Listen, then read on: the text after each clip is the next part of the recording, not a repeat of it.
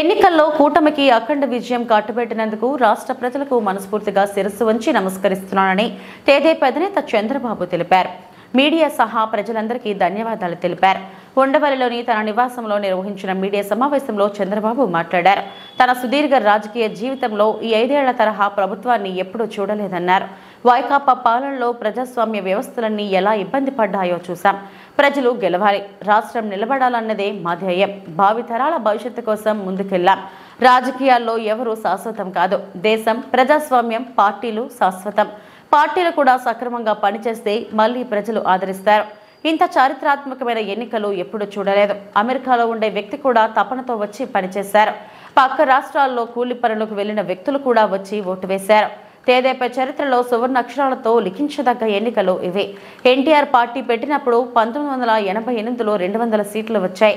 మళ్లీ ఇప్పుడు ఊహించిన విధంగా ఫలితాలు వచ్చాయి. కూటమికి 55.38% ఓట్లు వచ్చాయి.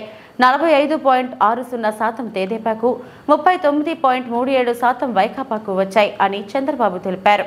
చెప్పి తద్వారా ప్రజలు చెప్పేద్దామన్న ఉద్దేశంతో ఈ కార్యక్రమానికి శ్రీకారం చుట్టాను. ముందు మీడియాకి, అదే మరి రాష్ట్ర ప్రజలందరికీ ధన్యవాదాలు. శిరస్సు వంచి నమస్కారాలు తెలియజేస్తున్నా. ఎందుకంటే నా సుదీర్ఘమైన రాజకీయ యాత్రలో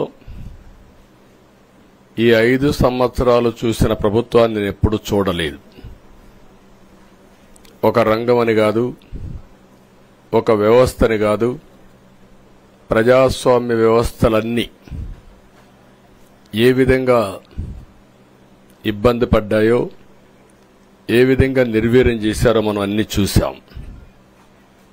అయితే మా ధ్యేయం ఒకటే, ప్రజలు గెలవాలి, రాష్ట్రం నిలబడాలి. దీనికోసం ఎన్ని త్యాగాలైనా సరే చేసి మళ్లీ భావి తరాల భవిష్యత్తు కోసం ముందుకు పోవాలని చెప్పి వెళ్ళాం. నేను చాలా ఎన్నికలు చూశాం. 10వ ఎన్నిక నిన్న. అంటే ఇన్ని ఎన్నికలు చూసినా, అంటే ఎన్నికలు చూడడమే కాకుండా ఈ ఎన్నికలన్నీ at the helm of affairs ఉండి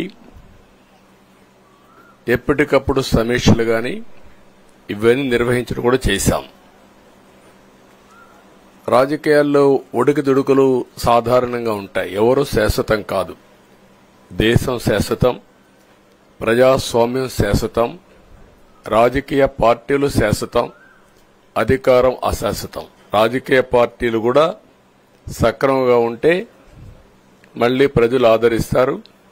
లేకపోతే రాజకీయ పార్టీలు కూడా చాలా పార్టీలు కనుమరుగైపోయినాయి.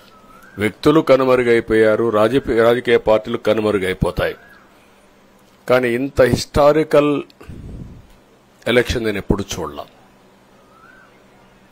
నా జీవితంలో చాలా ఎలక్షన్స్ ఫేస్ చేస్తే కానీ వేవ్ కనపడేది, వ్యతిరేకత కనపడేది.